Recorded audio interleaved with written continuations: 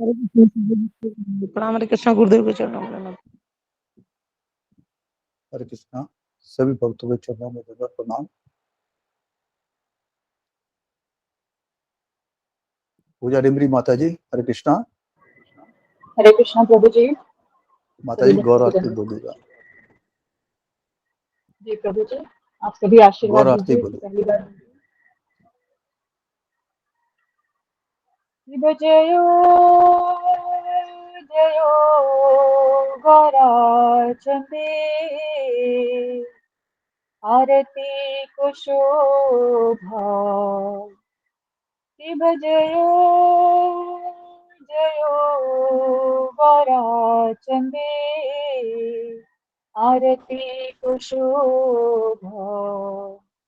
जानवी तटवनी जगमन लोभा।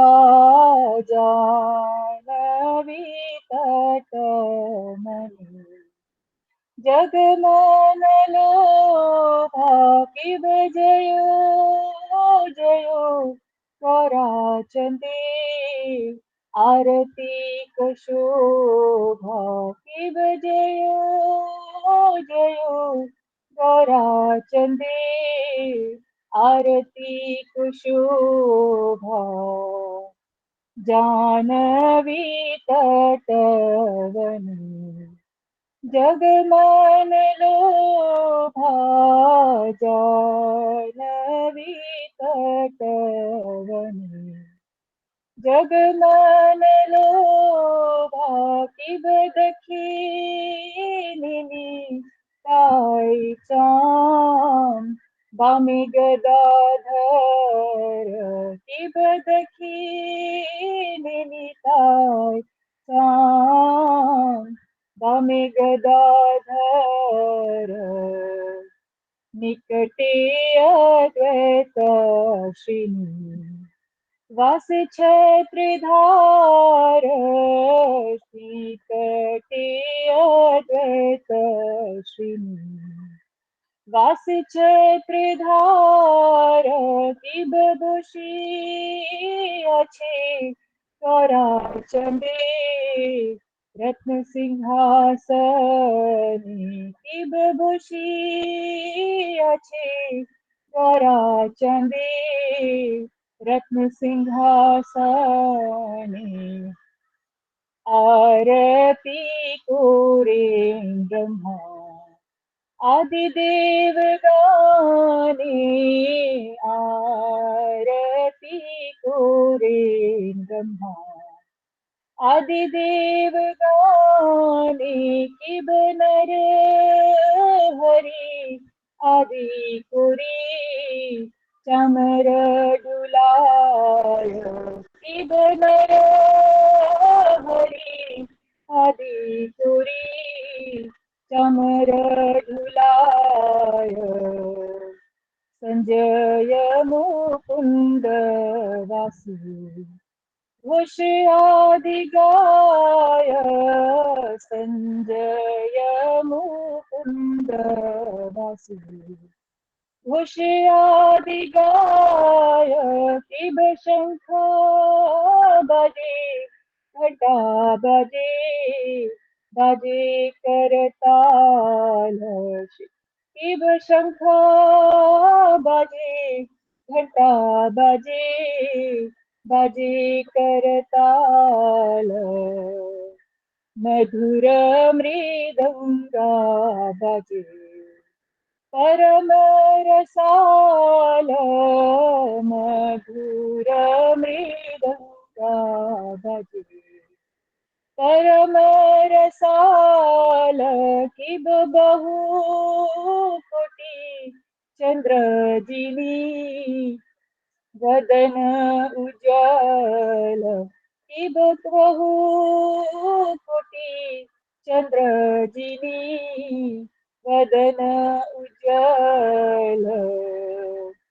जलदेशे वन माला कर झलमाला। जलदेशे वन माला करे जलमाला शिव शिव शुक नारद प्रेमे गद गद शिव शिव शुक नारद प्रेमे गद गद भक्ति विनोद देखे गौरर संपद भक्ति विनोद देखे गौरर संपद की जयो जयो करा चंडे आरती कुशोभा की जयो हो जयो करा चंडे आरती कुशोभा जानवी तटवनी जगमान लोभा जानवी तटमनी जगमान लोभा गौरंगी आरती शोभा जग जनमन लोभा गौरंगी आरती शोभा जग जनमन लोभा गौर निताय गौर निताय गौर निताय जय गौर निताय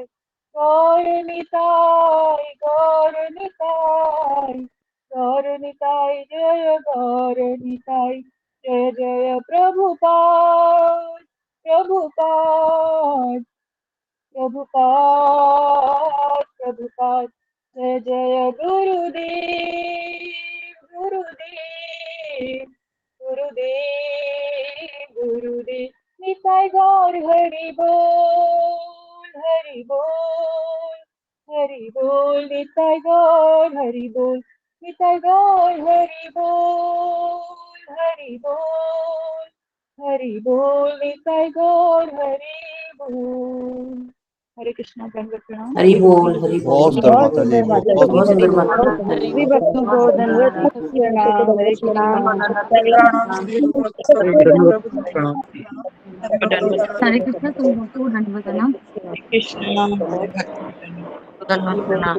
हरे कृष्णा गुरु जी दंडवत प्रणाम सभी भक्तों को दंडवत हरे कृष्णा सभी भक्तों को दंडवत प्रणाम।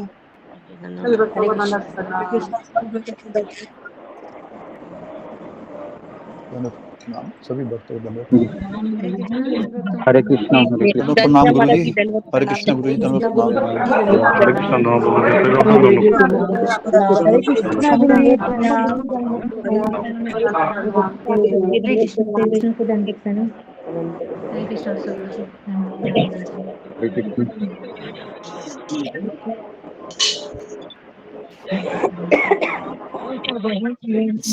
कृष्णा आज कितना टन था बताने का अच्छा हरे बोलो कृष्णा मीना कुमारी माता जी, हरे कृष्णा। हाँ हरे कृष्णा प्रभु जी। हरे कृष्ण गुरु जी सभी को दंडवत प्रणाम। शुरू कीजिए भक्तों को दंडवत प्रणाम। हरे कृष्णा गुरुदेव को दंडवत प्रणाम। प्रभु जी बताना शुरू करूं मैं?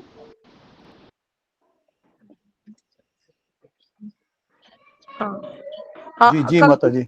हाँ जी, धन्यवाद प्रभु जी। हरे कृष्णा दंडवत प्रणाम से भक्तों श्री गुरुपाद की जय। नामाचार्य दास ठाकुर की जय। गुरुदेव के चरणों में दंडवत प्रणाम। इतना मेरा सौभाग्य है कि इतना सुंदर प्रसंग आज मुझे जो है बोलने के लिए मिल रहा है। उसके लिए जिन्होंने भी मेरा नाम डाला है उस भक्त की विशेष रूप से आभारी हूँ। तो गुरुदेव जो है कल की क्लास में बताते हैं, कल की क्लास का टॉपिक था वैश्या लक्ष्य हीरा का उद्धार हरिदास ठाकुर द्वारा। तो इसमें गुरुदेव कहते हैं कि कविराज गोस्वामी जी चैतन्य चरितामृत में कहते हैं, हरिदासर गुण गण असंख्य अपार, केह कौन अंशे वर्णे नहीं पाए पार। मतलब इसका अर्थ बताते हैं गुरुदेव कि ठाकुर हरिदास की असंख्य अपार उनके अंदर गुण है, कोई भी उनके संपूर्ण गुणों का वर्णन करने में समर्थ नहीं है। जो कोई भी उनके गुणों का वर्णन करता है वह मात्र उनके आंशिक रूप से ही उनके गुणों का वर्णन कर पाता है। जैसे कि भगवान के गुणों का वर्णन कोई नहीं कर सकता। और गुरुदेव कहते हैं कि यहाँ पे भक्त जो है भगवान से भी ज्यादा दयालु होता है। मैंने भी सुन रखा है, मतलब ऐसा ही है कि मतलब यहाँ संसार में जो है कितने बड़े अभक्त हों, उनके पास भक्त ही जाते हैं भगवान का नाम लेके। और इसमें जो है गुरुदेव जो है श्रील प्रभुपाद जी का उदाहरण देते हैं कि किस तरह से जो है श्रील प्रभुपाद जी दयालु थे और उन्होंने जो है इतना सुंदर प्रचार किया कि आज हम लोग यहाँ पे हैं। और एक भक्त के भगवान मतलब एक भक्त का वर्णन करना भी एक पवित्र कार्य है, ऐसा माना जाता है एकदम, गुरुदेव बताते हैं। उसके बाद गुरुदेव कहते हैं कि हरिदास ठाकुर बेलापुल बांग्लादेश में रहते थे और वहाँ पे 1989 में जो है परम पूज्य राधानाथ स्वामी जी महाराज गए थे और वहाँ पे उन्होंने 5 क्लासेस दिए थे। और उसके बाद गुरुदेव बताते हैं कि बेलापुल में ही रामचंद्र खान नाम का जमींदार रहता था, जो कि उसके अंदर 3 अवगुण थे। वो वैष्णव से द्वेष करता था, भगवान से द्वेष करता था और धर्म से द्वेष करता था। हरिदास ठाकुर का वहाँ पे बहुत ही सम्मान सब लोग करते थे, लेकिन संसार के लोग जो है वो अगर किसी को सम्मान मिलता है तो उन्हें ईर्ष्या होती है। और उसके बाद गुरुदेव ने कहा कि कई माताजी लोग भी हैं जो प्रवचन में हैं, उनको फोन भी आता है मतलब गुरुदेव के पास कि किसी का अगर सम्मान होता है तो उन्हें मतलब लगता है कि वो भक्ति में आगे जा रहे हैं, हम नहीं, जबकि इससे बचना चाहिए। तो रामचंद्र खान ने जो है उसने जो है एक युक्ति निकाली। और गुरुदेव कहते हैं सेम यही चीज जो है तुकाराम जी के साथ भी हुआ था। देहू गांव में एक कर्मकांडी भी उनसे मतलब ईर्ष्या रखता था, तो उसने भी सेम यही किया था। तो रामचंद्र खान ने जो है वो दोष ढूंढने लगा हरिदास ठाकुर में, तो उसे कोई दोष नहीं मिले। जैसे कि गुरुदेव ने कहा कि तितली जो है तितली और मक्खी दोनों बगीचे में जाती है, लेकिन जो है मक्खी हमेशा विष्ठा पे बैठती है और तितली जो है हमेशा उस पे बैठती है, फूल पे, सुगंधी पे। तो फिर उसने क्या किया कि उसने अंत में जो है उसने सोचा कि वो हरिदास ठाकुर भी उसी की भांति स्त्री लोलुप है, और उसने सोचा कि विश्वामित्र का जिस तरह से जो है तपस्या मेनका ने भंग किया था, वैसे ही हरिदास ठाकुर रूपी विश्वामित्र की तपस्या जो है यहाँ पे मैं वेश्याओं को बुला के भंग करवाऊंगा। तो उसने वेश्याओं को बुलाया, उसमें से एक युवती वेश्या थी लक्ष्य हीरा। उसने मतलब ये कहा कि मैं जो है ऐसा कार्य करूंगी। तो रामचंद्र खान ने कहा कि मैं इसके लिए आपको जो है मुंह मांगा इनाम दूंगा अगर आपने ऐसा किया। तो लक्ष्य हीरा युवती ने कहा कि मुझे आप 3 दिन दीजिए, मैं उसकी मति का हरण कर लूंगी और चित्त को भी उसके हरिदास ठाकुर के चंचल बना दूंगी। तो रामचंद्र खान ने कहा नहीं, मैं एक काम करता हूँ, आपके साथ एक आदमी भी भेजता हूँ। लेकिन उसने मना कर दिया और रात्रि के समय वह सज धज कर उल्लासित होकर वह वहाँ एकांत स्थान में पहुंची जहाँ पे हरिदास ठाकुर की भजन कुटीर थी। और वो वहाँ पे गुरुदेव ने बताया कि वो 192 माला रोज किया करते थे। और वो उस समय वो हरे कृष्ण महामंत्र का जप कर रहे थे, हरे कृष्ण कृष्ण कृष्ण हरे हरे, हरे राम राम राम हरे हरे। वहां पे उनकी कुटिया के बाहर तुलसी का पौधा लगा हुआ था। और फिर गुरुदेव ने ये भी बताया कि वो भी तुलसी माता के ऊपर बहुत दिनों से पेंडिंग है, क्लास लेना चाहते हैं रास बिहारी मंदिर से। उन्होंने एक पुस्तक भी खरीदी इसके लिए। फिर वैश्या ने प्रणाम किया, तो पहले तुलसी माता को प्रणाम किया, फिर हरिदास ठाकुर को उसने प्रणाम किया। तो यहाँ पे गुरुदेव प्रश्न पूछते हैं कि उसने प्रणाम क्यों किया। तो कई भक्तों ने बताया। उसके बाद गुरुदेव बताते हैं एकदम स्पष्ट कि उसने पहली बात तो उसने शुद्ध नाम सुना, और उसने शुद्ध नाम सुना, उसके साथ भक्त के दर्शन के, मतलब शुद्ध, सोचिए मतलब कितनी बड़ी बात है कि हरिदास ठाकुर जो साक्षात नामाचार्य हैं उनके मुख से नाम सुनना। तो यहाँ पे एक श्लोक का वर्णन करते हैं गुरुदेव की, साधु संग साधु संग साधु संग सर्वशास्त्र कहे, ल मात्र साधु संग सर्व सिद्धि है। मतलब हमें जो है अपने वैष्णव भक्तों को और हमें अपने गुरु को चाहे हम दिन में 50 बार देखें तो भी हमें प्रणाम करना चाहिए। ऐसी शिक्षा हमें यहाँ पे प्राप्त हुई। और जब वैश्या ने हरिदास ठाकुर को प्रणाम किया तो उसकी अज्ञात स्वीकृति हुई। अज्ञा सुकृति कैसे इकट्ठा होती है, इसके लिए वैष्णव संग आवश्यक होता है। फिर वह कुटी के सामने आई, अपने अंगों को दिखाकर कहने लगी कि हे हरदास ठाकुर, आप जो है बहुत सुंदर और युवा हैं, आपका इतना सुंदर रूप है, मेरा मन अत्यंत चंचल है। लेकिन फिर उसके बाद उन्होंने हरदास ठाकुर जो है जोर जोर से नाम जपने लगे। तो फिर कुछ देर बाद फिर वो बोली यही सब। तो हरदास ठाकुर ने कहा ठीक है, मैं आपकी इच्छा पूरी करूंगा, लेकिन मेरी नाम की संख्या अभी पूरी नहीं हुई है, तब तक आप कृपया जो है हरि नाम सुने। तो यहाँ पे गुरुदेव प्रश्न करते हैं कि हरदास ठाकुर को पता था कि वह यहाँ क्यों आई है, फिर भी उसे क्यों बैठने दिया।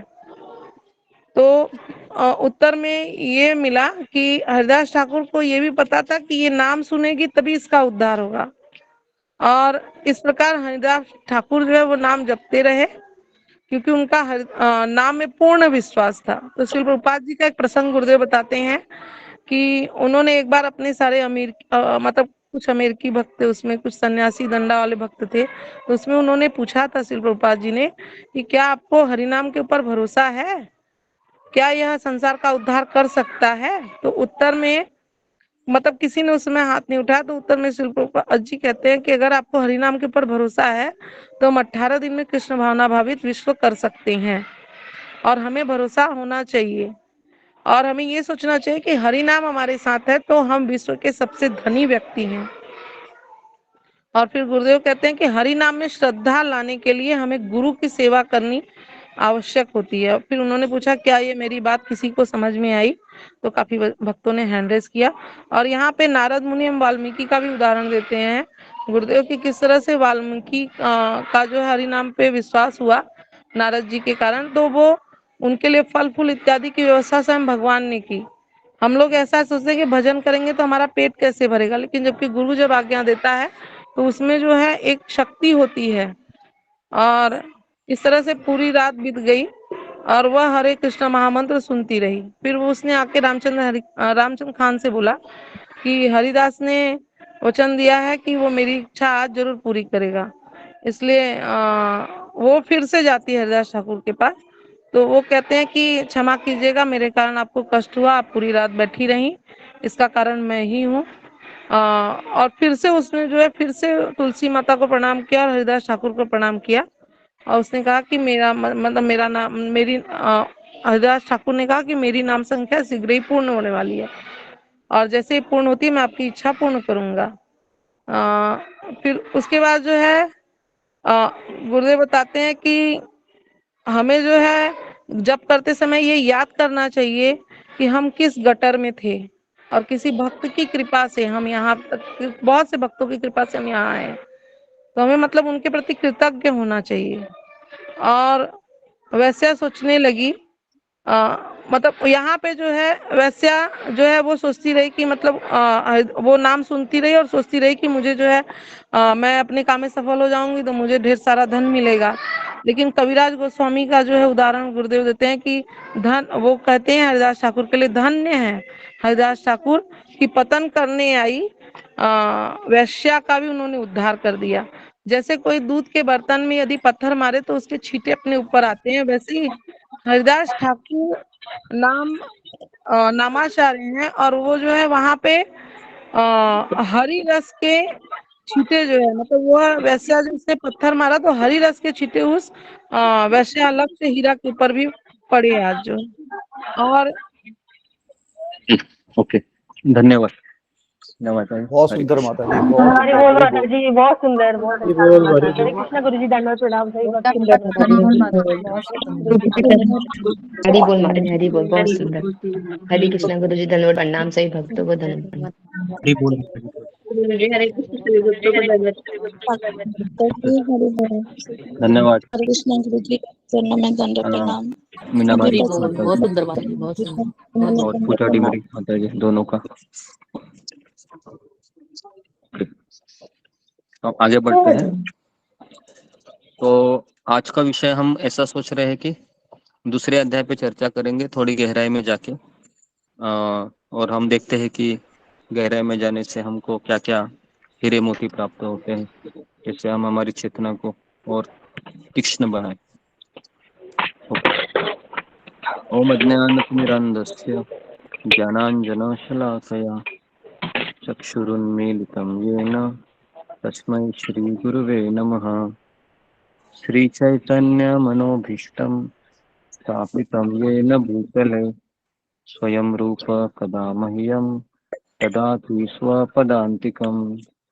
वन्देऽहं श्रीगुरु श्रीयुतापदकमलं श्रीगुरून् वैष्णवांश्च श्रीरूपं साग्रजातं सहगण रघुनाथान्वितं तं सजीवं साद्वैतं सावधूतं परिजनासहितं कृष्णचैतन्यदेवं श्रीराधाकृष्णपादान् सहगण ललिता श्रीविशाखान्वितांश्च नमो विष्णुपादाय कृष्णप्रेष्ठाय भूतले श्रीमते भक्तिवेदान्त स्वामिन् इति नामिने। नमस्ते सरस्वती देवे गौरवाणी प्रचारिणे निर्विशेष शून्यवादी पाश्चात्य देशतारिणे। हे कृष्ण करुणा सिंधु दीनबंधु जगतपते गोपेश गोपिका कांत राधा कांता नमोस्तुते। तप्त कांचन गौरांगी राधे वृंदावनेश्वरी वृषभानुसुते देवी प्रणमामि हरिप्रिये।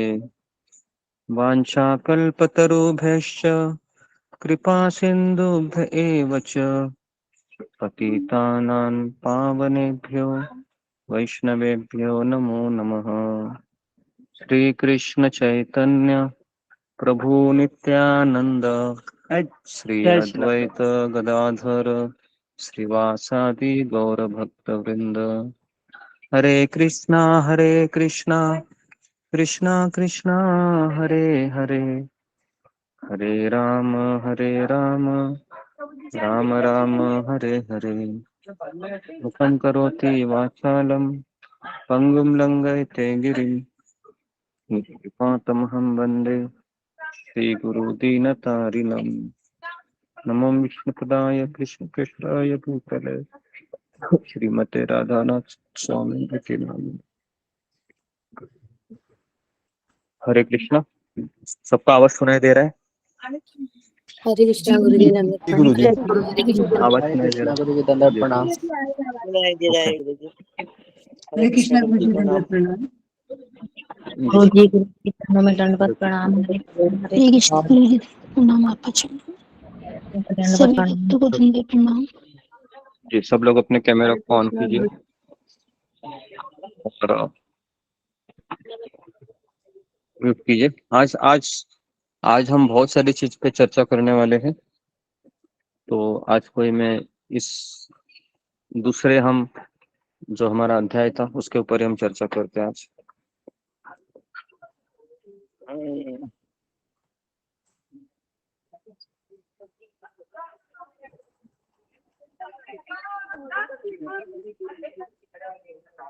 जी, तो अभी आज हम उस लक्ष्य हीरा वेश्या की मनोभावना की हम स्टडी करेंगे कि कैसे वो एक वेश्या है, वह एक शुद्ध भक्त बन गई है ना।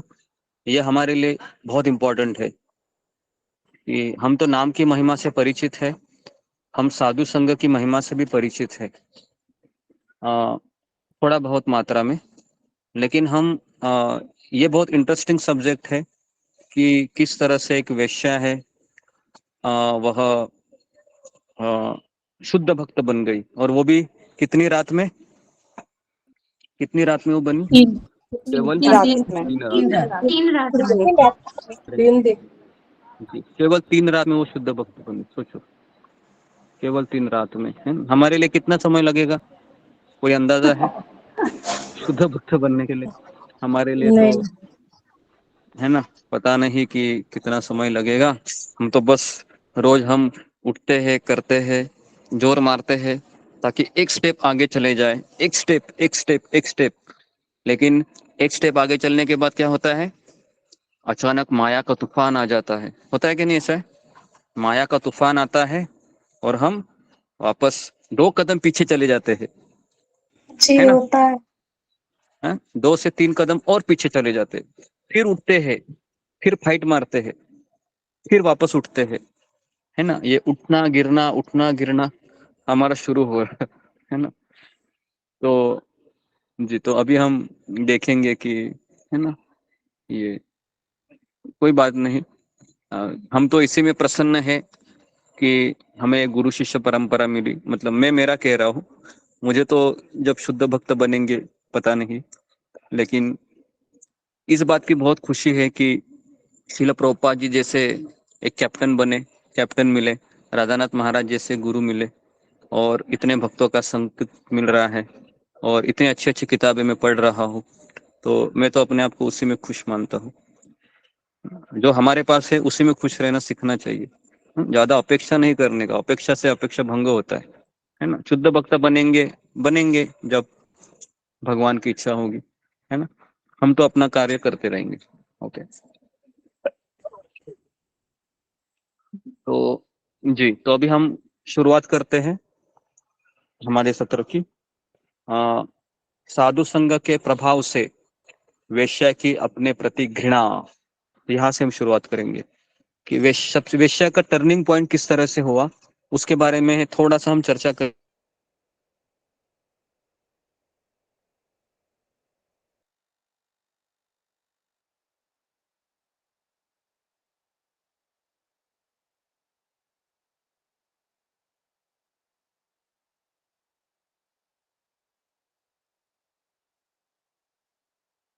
आवाज आ रही है माता जी क्या? नहीं आ रही माता जी। गुरु जी पता नहीं लेफ्ट हो गए।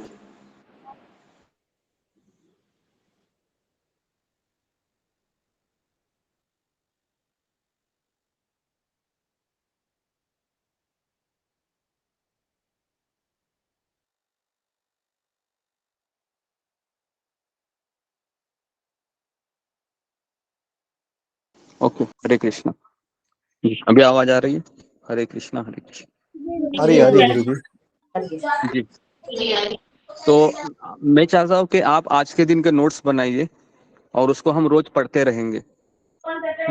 तो ये हमारे लिए बहुत फायदेमंद होगा। और सर, आप कृपया करके ना अपने माइक का जरा ध्यान रखिए। निमा जोशी, है ना, बहुत सारे ऐसे भक्त हैं जो, है ना, थोड़ा सा हमें सहयोग करना चाहिए, लेकिन सहयोग न होके कुछ दूसरा ही चीज होता है ना। तो आप अपने माइक का ध्यान रखिए, क्योंकि क्या होता है कि सारे लोग डिस्टर्ब हो जाते हैं, मैं भी डिस्टर्ब हो जाता हूँ। तो जी, तो यद्यपि आज भी अन्य दिनों की भांति वह वेश्या आई, संपूर्ण रात्रि बीत गई, परंतु आज सुबह होते ही हरिदास ठाकुर के संग के प्रभाव से वेश्या का मन परिवर्तित हो गया। ये तीसरे दिन की बात कर रहे हो, हाँ, तीसरे दिन। और उनके हृदय से इंद्रिय तृप्ति की वासना दूर हो गई, है ना।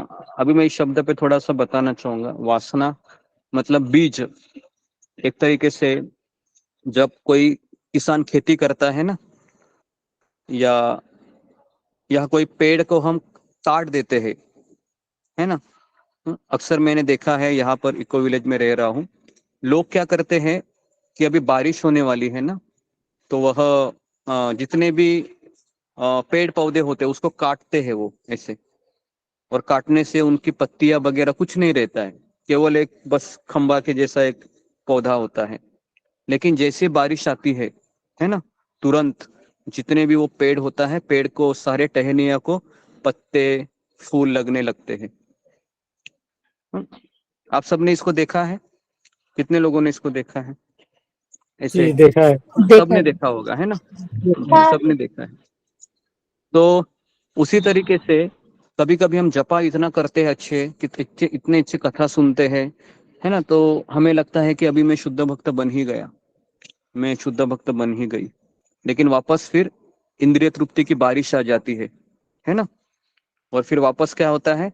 वापस वही वासनाएं, वही इच्छाएं सब जागृत हो जाती है ना। बराबर है।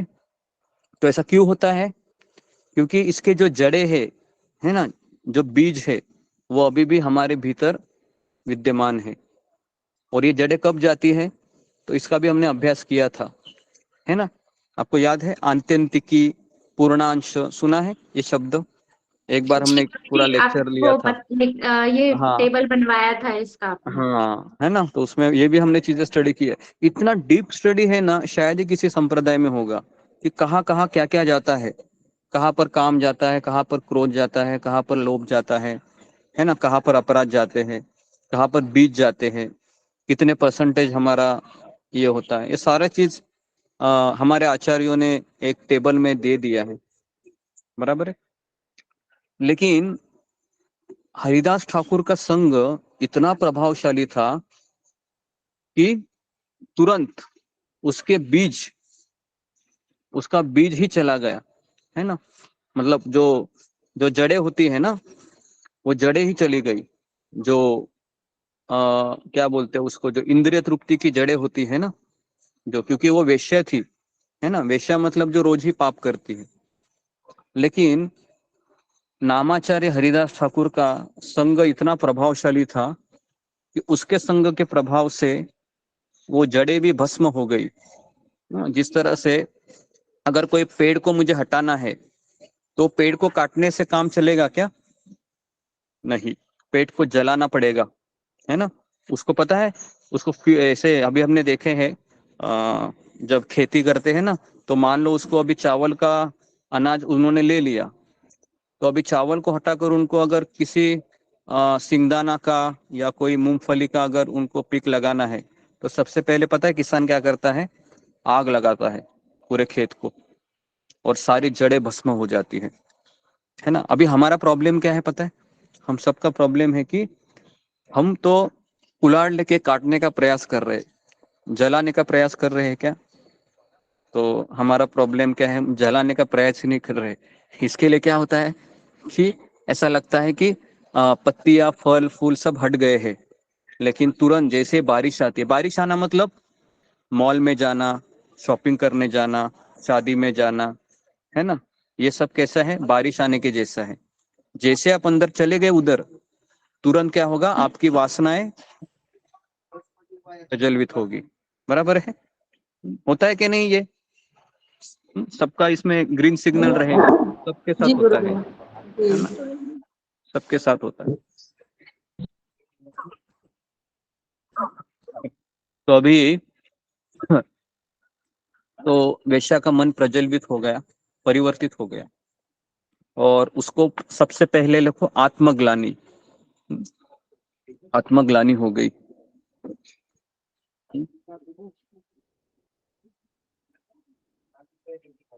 आत्मग्लानि किस चीज की हो गई? नंबर 1 कि अपने भूतकाल के कार्यों के प्रति उसको पश्चाताप होने लगा। समझ में आ रहा है? अपने भूत कार्यों में पश्चाताप होने लगा। तो हमें ऐसा होता है क्या भक्ति में आने के बाद? कितने लोगों के मन में ये विचार आए कि मैं भक्ति में आने से पहले मैंने इतनी गलत गलत चीजें की, नहीं करना चाहिए था, ये मेरे से ये पाप हो गया, मैं कैसे अभी इससे बाहर निकलूं, कैसे निकलूं, कैसे निकलूं, कैसे निकलूं, कैसे निकलूं, कैसे निकलूं, कैसे निकलूं, है ना। तो उसको कहते हैं आत्मग्लानि, है ना। तो कितने लोगों का ऐसा होता है? फिंगर को रेज कीजिए। हाँ, जी, मैं भी फिंगर को रेज करता हूँ। तो हाँ, तो जी, तो सबको, सबका ऐसा होता है आत्मग्लानि, है ना। सबको ये आत्मग्लानि होता है, और ये हमारी शुरुआत होती है आत्मग्लानि, कि मैंने जो किया है वो गलत किया है। ये अंडरस्टैंडिंग ही भक्ति में आने का पहला स्टेप है। पछतावा, पश्चाताप करना। हाँ, मैं गलत था, मैं गलत थी, लेकिन मुझे अभी गलत नहीं करना है, मैंने लेसन ले लिया, नहीं अभी नहीं, है ना। तो इस तरीके से पहला स्टेप होता है आत्मग्लानि। ओके, जो वेश्या का हृदय परिवर्तित होने का कारण बना, आत्मग्लानि, बहुत पछताने लगी, है ना। कभी कभी इतना भी पछताना नहीं चाहिए, है ना। एक में पछताना का भी लिमिट होता है। कभी कभी लोग इतना पछताते हैं, मैं इतना पतित हूँ, मैं इतना पतित हूँ, मैं इतनी नीचे गिरी हुई हूँ कि मैं हरि नाम भी नहीं ले सकता, हरि नाम भी मेरे से दूषित हो जाएगा। तो ऐसा नहीं करना चाहिए, है ना। मैं इतना पतित हूँ कि सेवा भी नहीं कर सकता, मैं सेवा भी नहीं कर सकता। मैं इतना पतित हूँ कि सत्संग में आने से सत्संग के सारे लोग दूषित हो जाएंगे। तो इतना भी पछतावा नहीं होना चाहिए, ये गलत पछतावा है। ओके, तो मैं आपको गलत पछतावा और सही पछतावा भी बता रहा हूँ।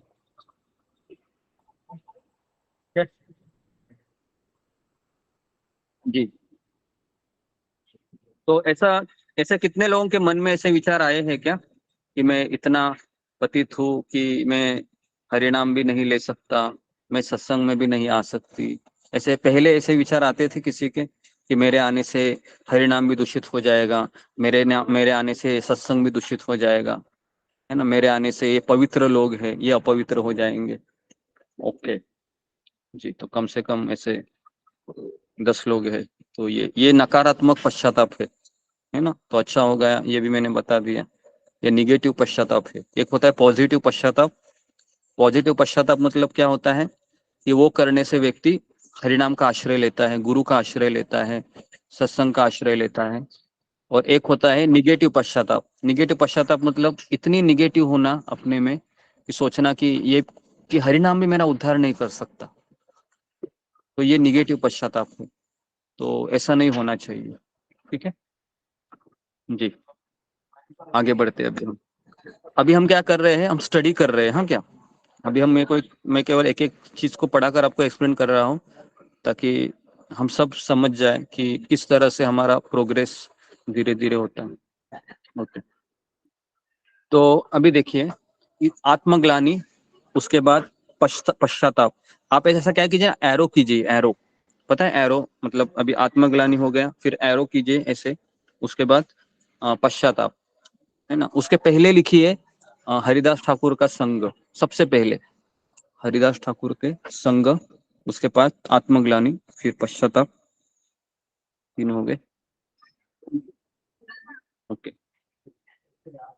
पश्चाताप कैसे किया देखो। अभी वेश्या ने पश्चाताप कैसे किया, तो मैंने एक दुष्ट, कामुक तथा प्रतिष्ठाकामी व्यक्ति के कहने पर श्रील हरिदास ठाकुर जैसे पवित्र साधु को लज्जित करने की योजना बनाई। मुझ पर धिक्कार हो, धिक्कार हो। तो ये उसकी ग्लानि थी।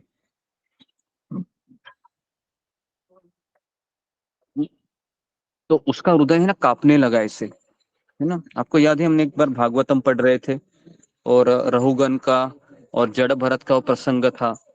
तो क्या बताया था उस राजा ने, रहुगन राजा ने जड़ भरत को ये कहा था कि मैं किसी से नहीं डरता हूँ, है ना मैं मृत्यु से डरता हूँ, लेकिन मैं एक चीज से बहुत डरता हूँ। किस चीज से डरते थे वो राजा, बताइए कोई। वैष्णव अपराध। हाँ, वैष्णव अपराध। वैष्णव अपराध से डरता था। ये काश ये रोज, है ना, मेरे दिमाग में ऐसे घंटी बजते रहनी चाहिए कि वैष्णव अपराध से डरो, वैष्णव अपराध से डरो, वैष्णव अपराध से डरो, वैष्णव अपराध से डरो, वैष्णव अपराध से डरो। ताकि हर भक्तों को जब मैं देखूं तो ऐसा लगे कि हाँ भाई, ये तो, इसको तो मैं, है ना, सब कुछ करूंगा, इसके पैर पड़ूंगा, पैर धोऊंगा, लेकिन मुझसे कोई अपराध ना हो, है ना। तो इसके लिए विनम्रता ये भक्ति में बहुत जरूरी है। चाहे मैं कितना भी ज्ञानी हो, कितना भी पंडित हूँ, कितना भी मुझे, मैं 4 बजे उठूं, मैं 3 बजे उठूं, मैं ये फास्टिंग करूं, मैं ये निर्जला एकादशी करूं, मैं ये करूं वो करूं, लेकिन ये सब करने के बावजूद भी अगर विनम्रता नहीं है तो हम कुछ नहीं प्राप्त किए, कुछ नहीं। क्योंकि ये सब करने से विनम्रता आनी चाहिए, है ना। तो विनम्रता से वैष्णव अपराध नहीं होगा, और वैष्णव अपराध नहीं होगा तो हम भक्ति में टिके रह सकते। ठीक है, तो भक्ति में टिके रहना ही जरूरी है। तो अभी नेक्स्ट है कि वेश्या के द्वारा ठाकुर हरिदास के चरणों में कृपा याचना। गुरुजी वो एरो के आगे लिखना है क्या, पश्चाताप के आगे? ठीक, तो कृपा याचना। अभी अभी अभी नेक्स्ट एरो कीजिए और लिखिए कि हरिदास ठाकुर के चरणों में गिरना, क्षमा मांगना, ब्रैकेट में लिखिए क्षमा मांगना।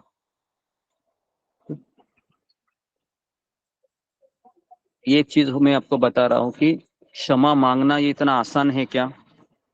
कितने लोग इसको बोलते क्षमा मांगना, चरणों में गिरकर मुझे क्षमा कीजिए, ये इतना आसान है क्या? मुझे लगता तो ये आसान नहीं है, बहुत गट्स लगते इसको, है ना।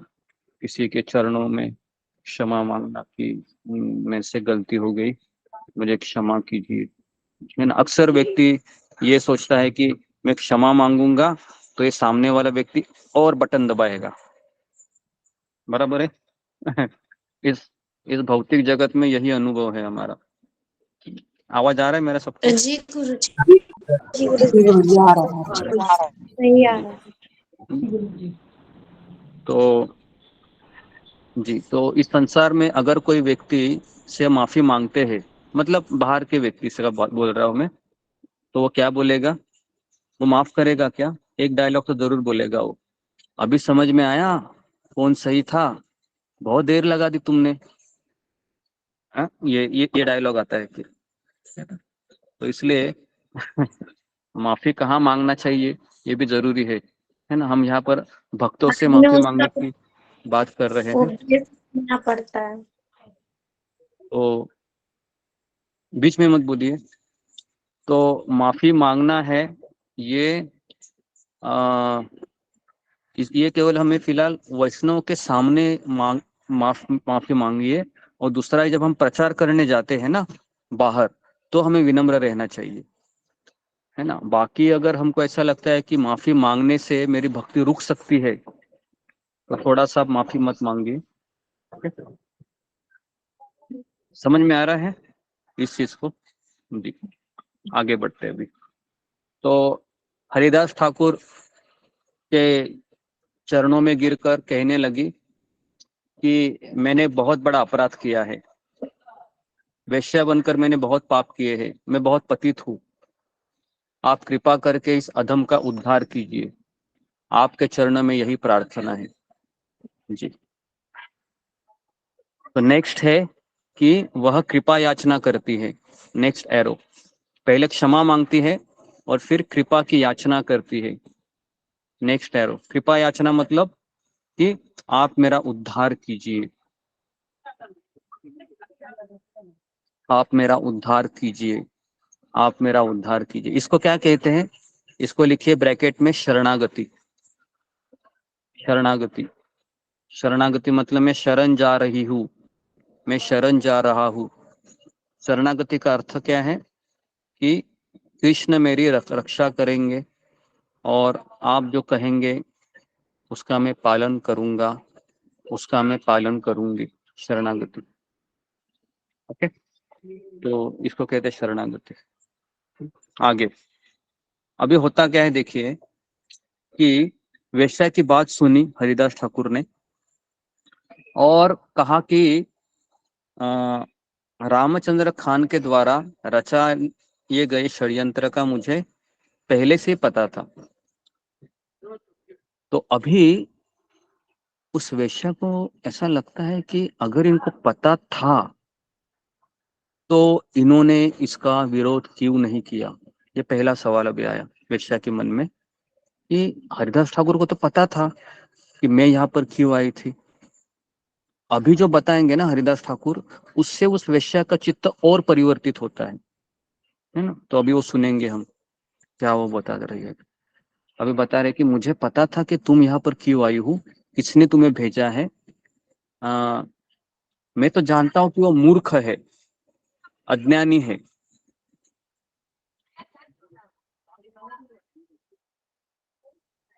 और फिर कहते हैं कि देखिए भगवान का शुद्ध भक्त होता है ना, वह किसी को गाली गलौच नहीं करता है कि इसने मेरी वाट लगा दी, ये मेरा दुश्मन है, ये मेरा शत्रु है। तो भगवान के भक्त उसको क्या कहते हैं? अज्ञानी है, वो अज्ञानी है, इसके लिए वो उसको पता नहीं वो क्या कर रहा है, इतना बोलकर छोड़ देते हैं। फिर कहते हैं हरिदास ठाकुर कि मैं इस यहाँ पर इसलिए रहा 3 दिन, मैं तो पहले ही दिन जाने वाला था, जिस दिन तुम आई थी ना मुझे लुभाने के लिए, उसी समय मैं समझ गया कि तुम यहाँ पर क्यों आई थी। लेकिन मैं इसलिए यहाँ पर और 2 दिन रहा क्योंकि मुझे तुम्हारे ऊपर दया आई,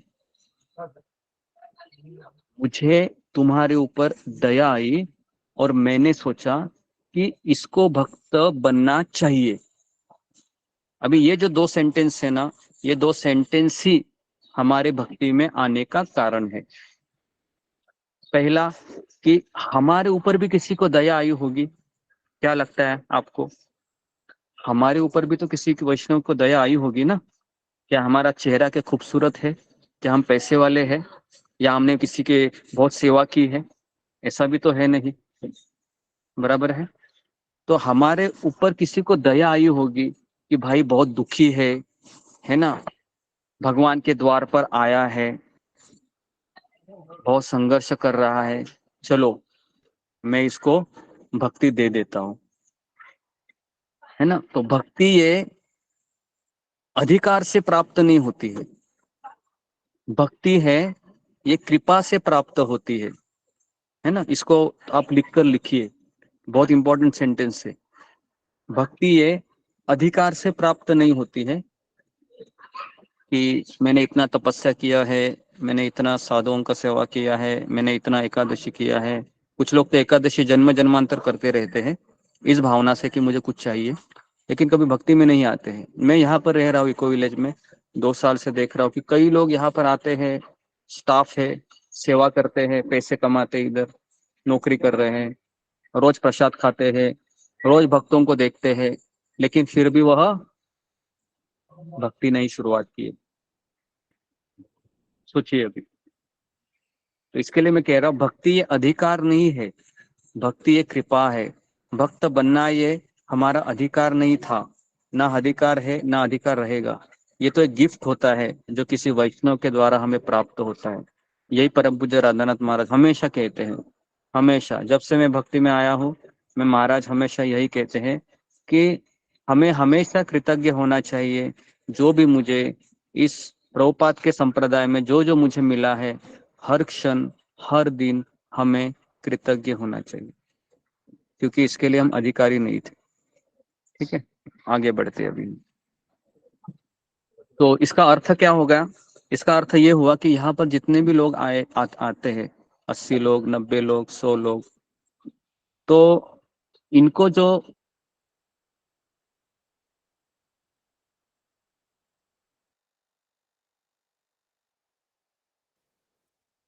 हरे कृष्ण।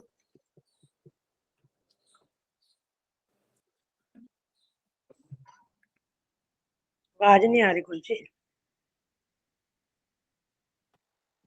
अभी आई आवाज, आई भी आई।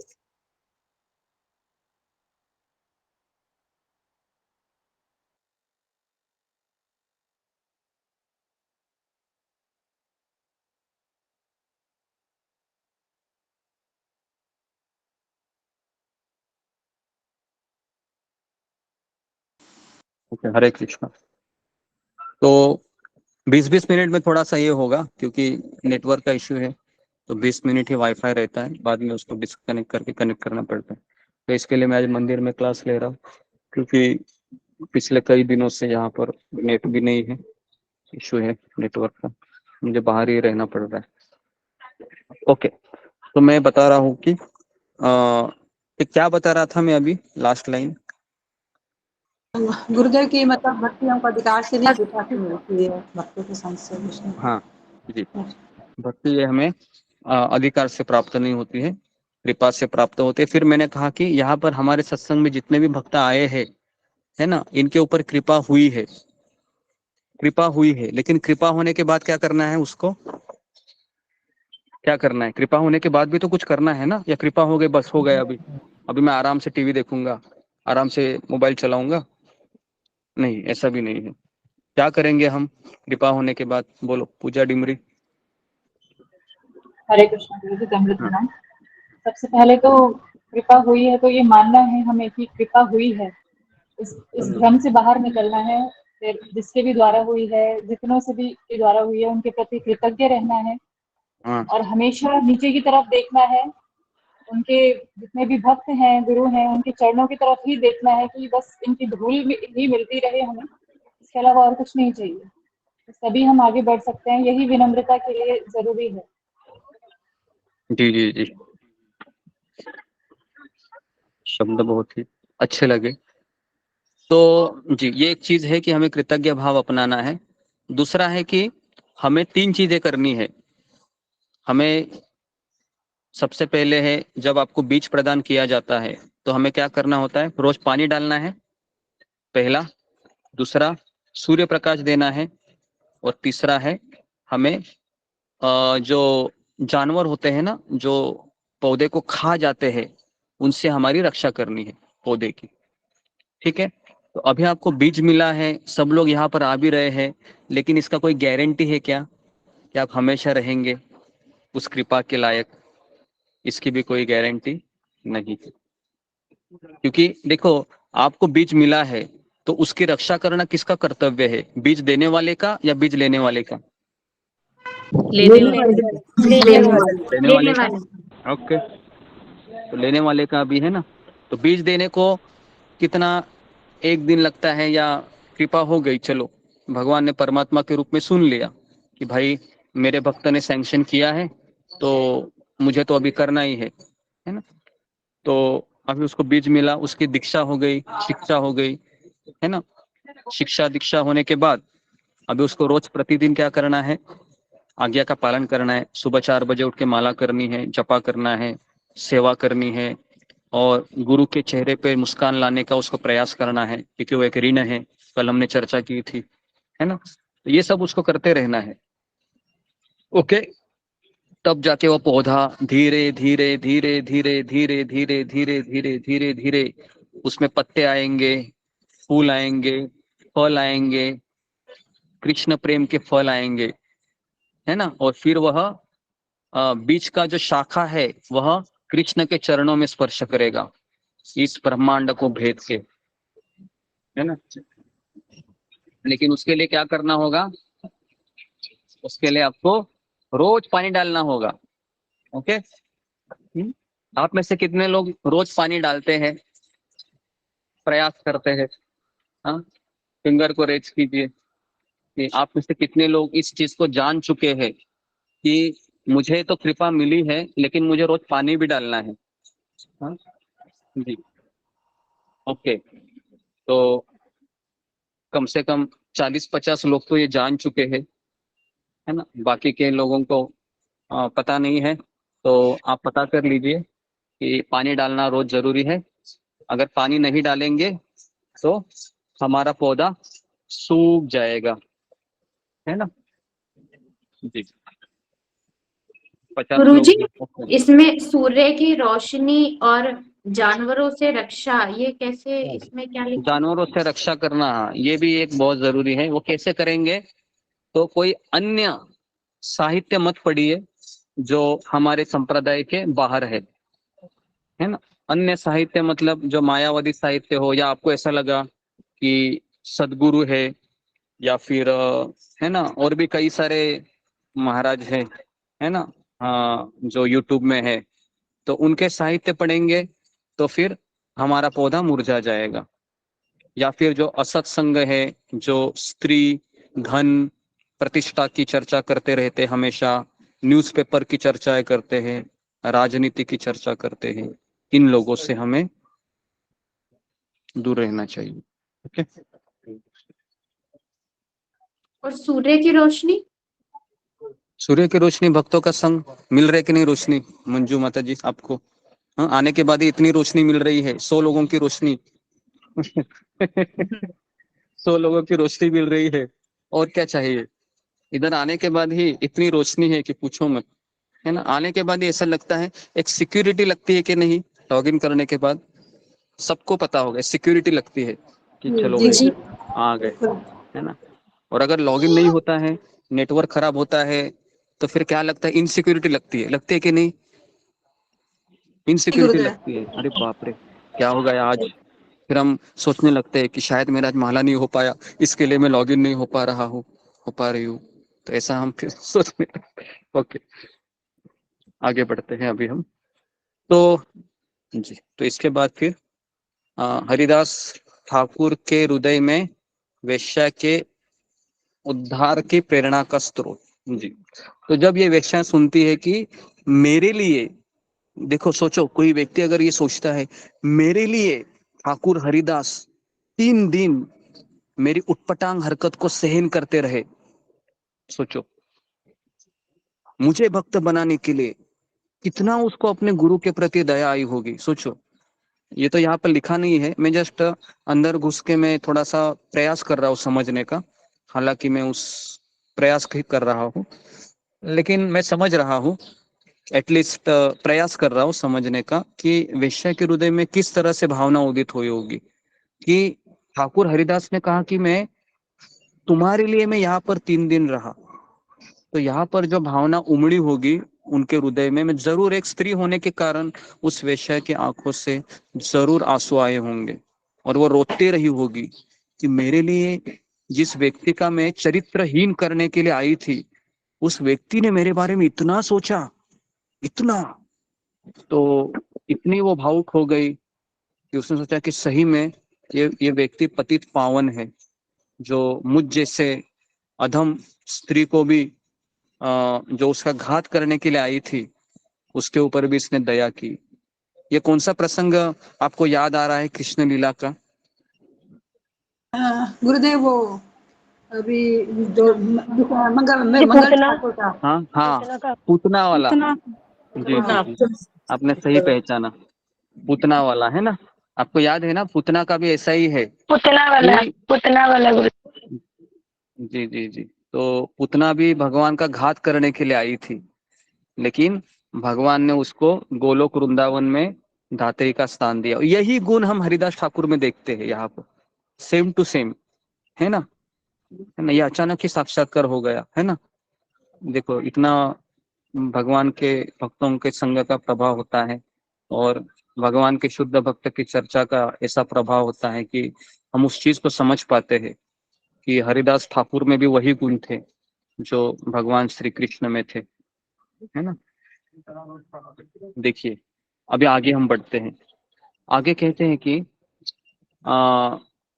तो इस तरीके से उस वेश्या का चित्त है इतना द्रवित हो गया, इतना पछतावा था, आत्मग्लानि थी, क्षमा याचना थी, इतना सब करने से ना वो एक परिपक्व भक्त बन गई, वो परिपक्व, क्योंकि कृतज्ञता, विनम्रता, क्षमा, है ना, समर्पण, शरणागति, ये सारे दिव्य गुण होते हैं जो भक्ति के लिए बहुत जरूरी होते हैं। ये एक रात्रि में ही इसने डेवलप किए, इन्होंने, उस वेश्या ने, लक्ष्य हीरा ने, बराबर है। हमारे अंदर ये डेवलप होते हैं क्या एक रात्रि में? होते हैं नहीं, हमको इसके बहुत रात्रि लगती है, बहुत दिन लगते हैं।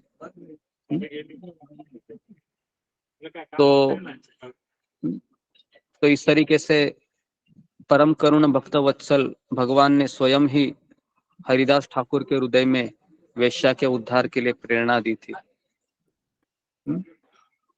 जो प्रेरणा का स्रोत है वह परम करुण भगवान श्री कृष्ण है, लेकिन जो इच्छा जो उदित हुई थी पहले हरिदास ठाकुर के हृदय में हुई थी। अभी नेक्स्ट है कि महत व्यक्ति की कृपा का प्रभाव, नेक्स्ट एरो, कि अभी महान साधु के संग का प्रभाव, जिसमें ब्रैकेट में लिखिए कि अत्यंत पापी व्यक्ति भी इस भवसागर को पार कर सकता है, अत्यंत पापी व्यक्ति भी इस भवसागर को पार कर सकता है। जी, तो आप में से कितने लोगों को ऐसा लगता है कि पूरे सत्संग में मुझ जैसा अधम, मुझ जैसा पापी कोई नहीं होगा, इसके लिए भगवान ने मुझे इस सत्संग का आश्रय दिया? ऐसे कितने लोगों को लगता है? अगर आपको लगता है तो फिर ये एक शुरुआत है जो होनी चाहिए कि जी, ओके, वेरी गुड। तो ये लगना बहुत जरूरी है, अगर ये नहीं लगता है तो समझने का गड़बड़ है, क्योंकि हमारा संप्रदाय है कि मुसामा पतित प्रभु ना पाइए आर, है ना। हमारे आचार्यों का मूल है कि मुसामा पतित प्रभु ना पाई बे आर, है ना, पतित पावन हेतु तव अवतार, है ना। कि आपका अवतार ही पतितों को पावन करने के लिए हुआ है और मुझ जैसा पतित कोई नहीं है ना। कभी कभी हमको लगता है कि मैं पतित तो जरूर हूँ, लेकिन ये हमारे घर में जो लोग हैं ना, उनसे पतित तो बिल्कुल नहीं हूँ। ऐसा लगता है कभी कभी कि मैं पतित जरूर हूँ, लेकिन इससे पतित तो बिल्कुल नहीं हूँ, ये तो मेरे से भी पतित। तो ऐसा नहीं होना चाहिए कि एक होता है कि पतित होने की भावना रखना, लेकिन ये बहुत एक्सट्रीम एग्जाम्पल है। फिलहाल तो हमें भक्तों से ही पतित की भक्तों से हम पतित है ऐसा समझना चाहिए, जो भी भक्त है यहाँ पर आते हैं, है ना। तो नेक्स्ट है हरे कृष्ण गुरुजी। ओके जी। हरे तो कृष्ण गुरुजी। हेलो जी, गुरुजी, मेरा आपका एक प्रश्न कैमरा ऑन है। कीजिए माता जी। पुष्पा हरे पाठक, कृष्ण गुरुजी। हाँ बोलिए। गुरुजी, मेरा एक प्रश्न है कि बहुत बार हम जो दोष करते नहीं है तो हमको उसका भी सजा मिलता है। जैसे कि हम बचपन से ही कुछ गलत नहीं करते, कोई ऐसा बड़ा पाप नहीं करते, लेकिन जीवन में दुख ही दुख आता है। ऐसा क्यों होता है? केवल दुख ही। हम उसके लिए संघर्ष भी कर रहे हैं, तत्पश्चात भी हमारे जीवन में दुख ही आ रहा है। तो ये किसका परिणाम है? जी, तो आपका ये पहला क्लास है, आप नहीं दिख रहे मुझे। गुरुजी, मेरा ये पहला क्लास है। जी, तो इसके लिए ये पहले दिन में यही सवाल अपेक्षित है। ठीक है, तो मैं आपको इसका विस्तृत आंसर है, तो उसके लिए 4 कोर्स करना होगा आपका, है ना। अगर आपको डिटेल में जानना है तो पहले दिन का कोर्स है कि सुख की खोज, इस संसार में सुख है क्या, ये पहला सवाल। दूसरा है कि भगवान कौन है। तीसरा है मैं कौन हूँ। और चौथा है अच्छे लोगों के साथ बुरा क्यों होता है और बुरे लोगों के साथ अच्छा क्यों होता है। ये 4 दिन का कोर्स होता है इस्कॉन में, जो सबसे इम्पोर्टेंट क्वेश्चन है ना। तो ये जब 4 दिन का कोर्स होने के पश्चात आपके बेसिक क्वेश्चन का आंसर हो जाता है ना। तो इसके ऊपर मैंने लेक्चर दिए हैं, मेरे यूट्यूब चैनल में है, ये चारों चीजों मैंने बताए हैं, है ना। तो मैं चाहता हूँ कि पहले आप ये 4 लेक्चर सुने अच्छे से, है ना। तो इसका लिंक है, आप मुझे पर्सनली व्हाट्सएप मैसेज कीजिए, मैं आपको लिंक भेज दूंगा। आप इन चारों लेक्चर को सुनिए, है ना, क्योंकि ये जो सवाल आपने पूछा है ना, इसका बहुत विस्तृत उत्तर है ना। तो ठीक है, तो मेरा नंबर है आपके पास, तो ग्रुप में आपको मिल जाएगा। लास्ट में 600 है। 600 है, हाँ 98600। तो उसमें आप मुझे मैसेज कीजिए कि मेरा नाम ये है, मैंने आपको सवाल पूछे थे, तो मुझे वो 4 लेक्चर चाहिए, तो मैं आपको भेज दूंगा, है ना। वो 45 मिनट्स के 4 लेक्चर है, तो उसमें आपका बेसिक फिलोसफी क्लियर हो जाएगा, है ना। फिर आप समझने में आसान हो जाएगी सारी चीजें, ठीक है। ओके, हाँ, लेकिन शॉर्ट में बता रहा हूँ, हमारे जो जीवन में जो दुख आते हैं उसका कारण हमारे पिछले जन्म के कर्म होते हैं, है ना, जिससे हमने कई लोगों को दुख दिए होते हैं, कई लोगों को सुख दिए होंगे। और अगर कोई व्यक्ति ये कहता है कि मैं इस संसार में आया हूँ तो मैंने कभी पाप नहीं किया है, तो ये भी गलत है। जाने अनजाने में हमसे कई सारे पाप हो जाते हैं। जैसा अभी आप रास्ते पर चल रही है, तो इसकी क्या गारंटी है कि आपके पैर के नीचे चींटी नहीं आई होगी, है ना।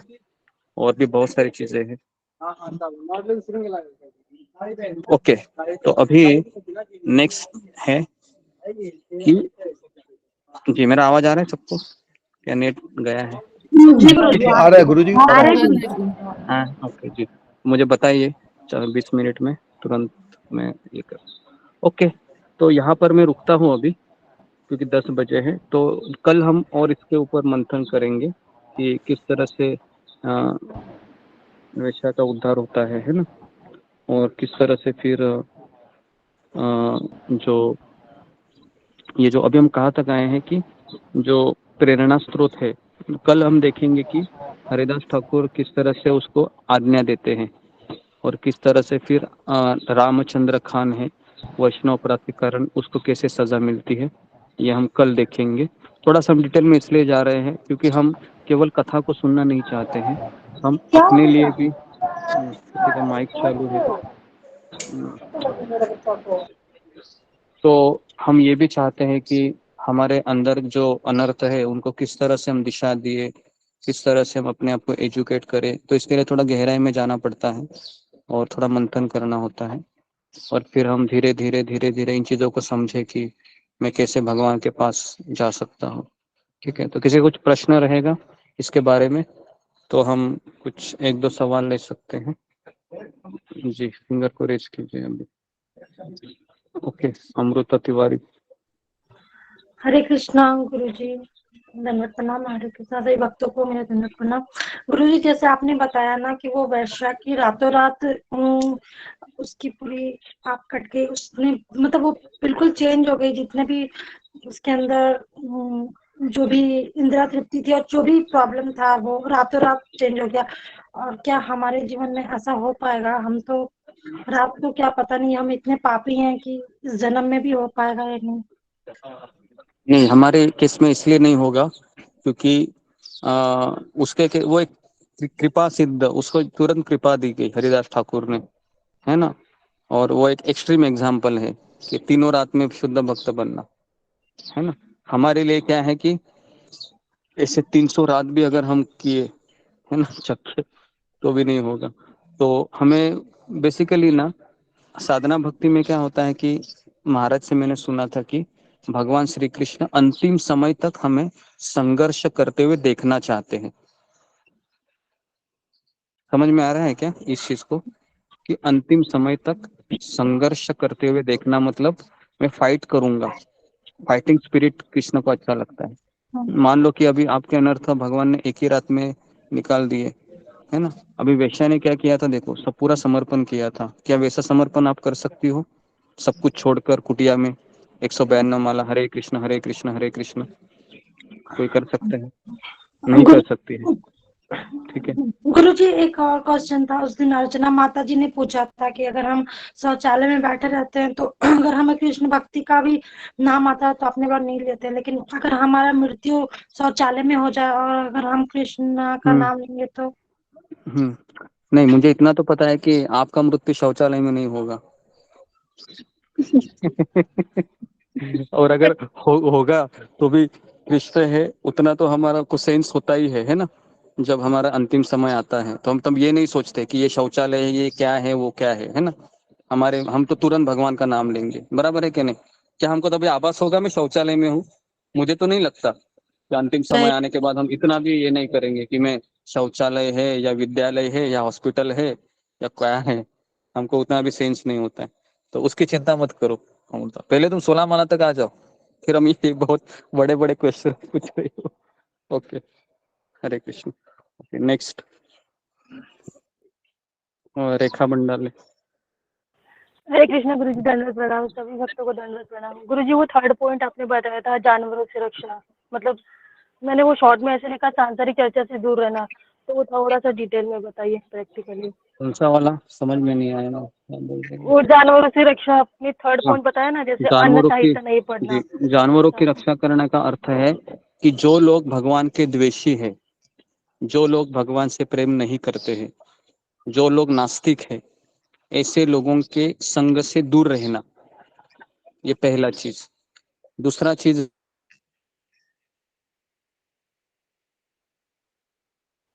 गुरुजी आवाज बंद हो गई।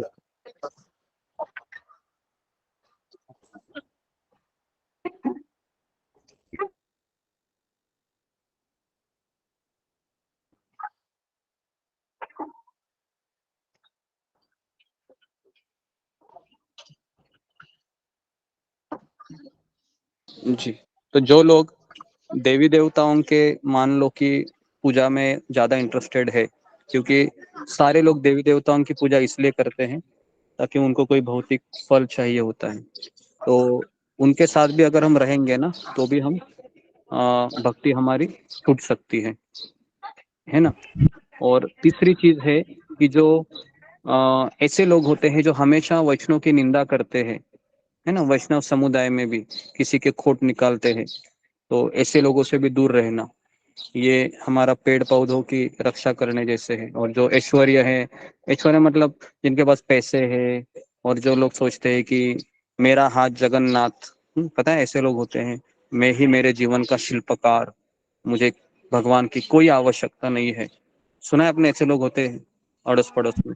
तो ऐसे गुरुजी लोगों से परिवार भी में ऐसे लोग हो तो उनसे कैसे दूर रहे? परिवार के लोग ऐसे हो तो नहीं, परिवार के लोग हो तो आप उनको थोड़ा सा आपको दिमाग लगाना होगा कितना उनके साथ रहना है। और मुझे ऐसा लगता है कि परिवार के लोग में अगर पति है तो मुझे पता है कि पुरुष है, पत्नी एक स्माइल करती है ना तो पति फिर सब भूल जाता है। ठीक है, तो उतना आपको थोड़ा सा इंटेलिजेंट होना चाहिए अगर आपको भक्ति करनी है तो, है ना। नहीं तो आप केवल गुस्से से देखती रहेगी तो फिर आपका मोबाइल वोबाइल सब उड़ जाएगा। ठीक है, ओके। तो आखिरी क्वेश्चन, पद्मा कतारिया।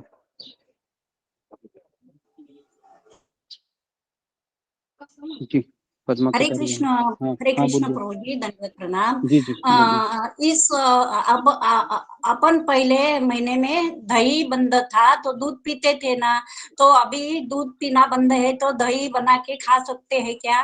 जी जी, दही, हाँ दही बना के खा सकते हैं, दही चलता है अभी, दूध नहीं हाँ चलता है। ठीक है, ओके। हाँ हाँ। जी, तो यहाँ मेरा पर मैं कल का प्रश्न रह गया था ना प्रभु जी, मैंने फोन नहीं हाँ किया हाँ, आपको। जी जी जी, तो उसका कैसा है कि मैंने पूछा था तो उनको कहा कि वैष्णव पद्धति से करते हैं तो वो सब चलता है, कर्मकांड चल। पद्धति से नहीं चलता है, लेकिन वैष्णव पद्धति से चलता है। ठीक है, हाँ तो आप कर सकते हो। ओके जी, हाँ हाँ, हरे कृष्ण, दंडवत ओके। प्रणाम। तो आप सबका बहुत बहुत धन्यवाद। तो कल हम और विस्तार से चर्चा करेंगे और कल हम कुछ क्वेश्चन लेंगे। तो अभी समय हो गया है, मुझे भी जाना है। ओके, हरे कृष्णा हरे कृष्णा कृष्ण कृष्ण हरे हरे कृष्ण हरे कृष्ण हरे कृष्ण हरे हरे राम हरे कृष्ण जी दंडवत प्रणाम। हरे कृष्ण हरे कृष्ण कृष्ण हरे हरे हरे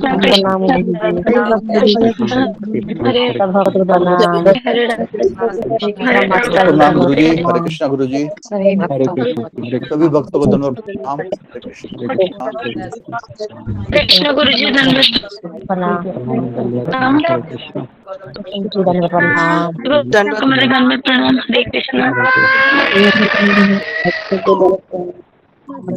प्रणाम।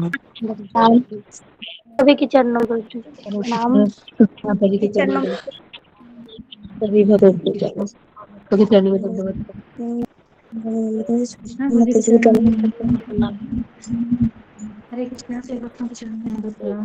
सभी धन्यवाद वैष्णव प्रणाम भक्तों का सभी दंडवत भक्तों प्रणाम। हरे को धन्यवाद प्रणाम। हरे कृष्ण सभी कृष्ण राधा माधव को धन्यवाद प्रणाम माता जी। धन्यवाद। हरे तो कृष्ण। के चरणों में दंडवत। हरे कृष्ण जगन्नाथ। हरे कृष्ण। जय कृष्ण। गुरुदेव प्रणाम। सभी हरे कृष्ण गुरुदेव प्रणाम। सभी भक्त सुधा माता जी, सुधा माता जी दंडवत प्रणाम। हरे कृष्ण प्रत्येक जय श्री कृष्ण प्रभु जी दंडवत प्रणाम। कृष्ण मुनि माता जी धन्यवाद प्रणाम। हरे कृष्ण गोलाब माता जी, विशाली माता जी दंडवत प्रणाम।